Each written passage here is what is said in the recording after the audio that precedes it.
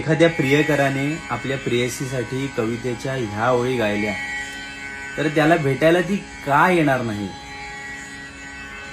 बोलावल्या वाचूनही मृत्यू जरी आला इथे, बोलावल्या वाचूनही मृत्यू जरी आला इथे, थांबेल तो ही पळभरी, थांबेल तो ही पळभरी, पण सांग तू येशील का, येशील का?